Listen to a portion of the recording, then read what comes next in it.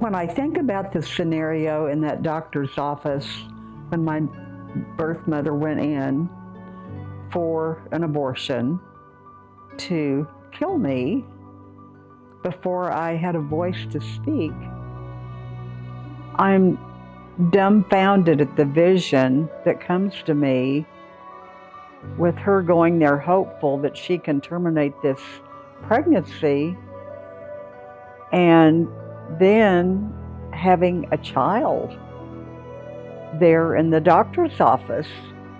And the fact that I might not have been here and that was their plan, uh, that that's shocking to me.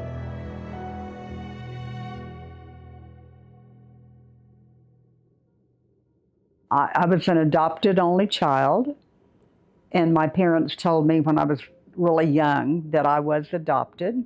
I didn't understand really what that meant when I was young, but as I grew older, I did. And I was a little envious of other kids that had siblings because I had none. There was no one in the whole world that looked like me. And I think with most adoptees, there's this longing, yearning to find out really who you are, where you came from. And my parents told me I was special, I was chosen. So there was no negativity there at all with me knowing I was adopted. In 1982, I did a search for my birth mother. And after a few months, I located her. And I got a phone number. I actually got the phone number from her ex-husband's current wife. She wasn't happy about telling me where she lived or what her husband's name was, but she blurted it out. And so I called information back in those days and got two phone numbers with the names she'd given me, who she'd married. I called the first phone number that information gave me, and a woman answered. And I said, Dorothy? And she said, yes. And I said, I think we have a bad connection. I'm going to have to call you back. I didn't want to infringe upon her life. I wanted it to be a mutual situation. And even though I'd searched for a number of years and prayed about if I would find her, what I would say. And so anyway, when I told her I had a bad connection, I called my prayer partner and I said, I don't want to blow this, so please pray that God will give me the right words. So I called the number back. This same woman answered, and I said, Dorothy, my name is Karen. I live in Oklahoma City, and I have something I want to share with you. And if you're interested in pursuing the conversation, I'll leave my phone number with you. And she says, I know who you are. I know why you're calling. When is your birthday? And I was totally dumbfounded. I had not planned on that. And she told me she always wanted to know where I was and know I was okay, but that she didn't feel she had the right to search me. So anyway, that became a telephone friendship. We talked on the phone for hours and days. And shortly after that, she got in her little Toyota and drove to Oklahoma City, and I met her in person. And I expected her to look like me. She didn't look anything like me, but that was okay.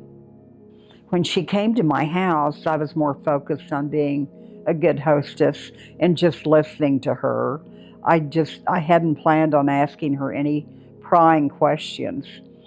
And she cried the whole week. She stayed with me about a week, and she cried through that whole week. And one of her comments was, she said, there's no hell like the hell of a woman that gives up a child. Well, the second day she was there in my home, I asked her about my birth certificate. It said I was born in Dr. Paul Jones' office. And she said, that's right. She said, I went there to have an abortion, and the doctor started the procedure, and you were born. The birth father was not the man she was married to. She was in the process of a divorce from her husband, and she said that he held a gun to her, and she had $2 in her pocket when she left him. She had well to do parents. She could have gone to them, but she was fearful. She did not want her mother's criticism. So she felt she didn't have an option. She didn't have a choice. And she was 8 months pregnant when he performed the abortion. So I don't know how she found out about this doctor. He was an osteopath, not a MD. And as it turned out, my parents also went to that doctor. So here is a baby being born that neither of them had planned on. And they've got to get me out of Dodge. He just performed an illegal abortion, and now they've got a baby. And what are they going to do with me? So he knew my parents and gave them a call. And certainly they wanted the baby. They wanted me. They never shared that story. I don't know that they knew that that's why I was born in that doctor's office. I don't know that for sure. All they told me was that my mother gave birth to me, and she was young, a young mother, and could not afford to take care of me. So that is really all they told me. And it was a very sensitive subject with my mother.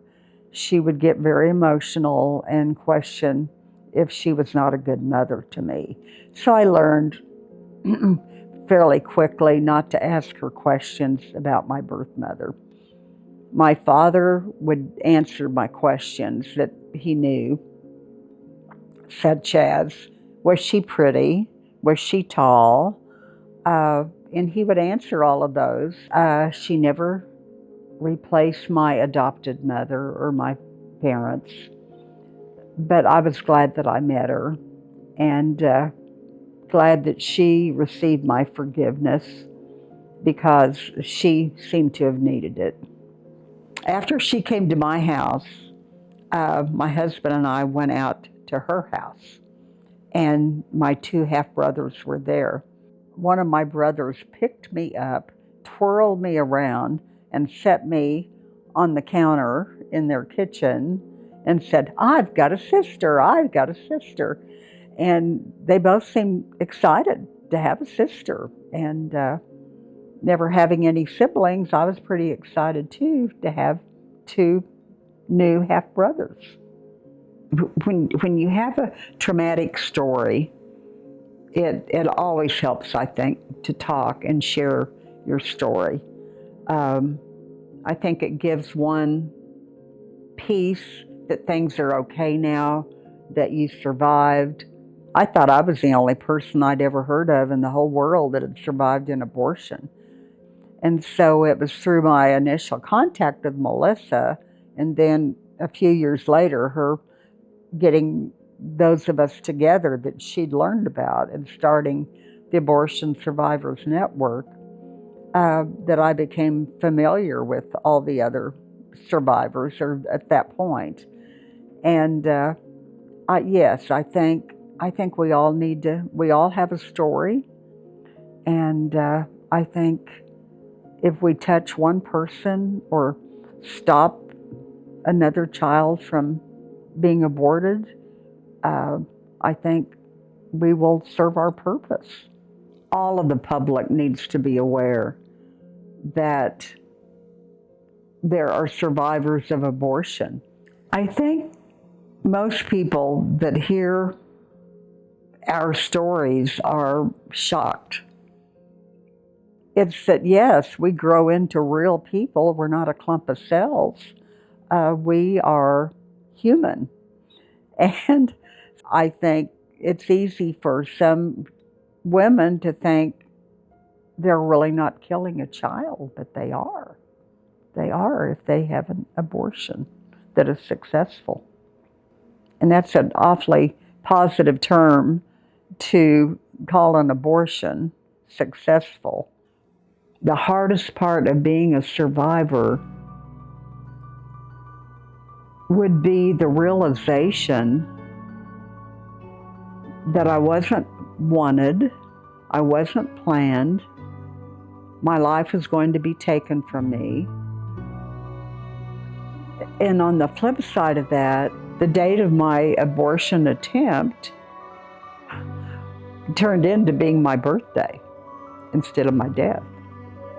I think God intervened and I was not killed. God rescued me.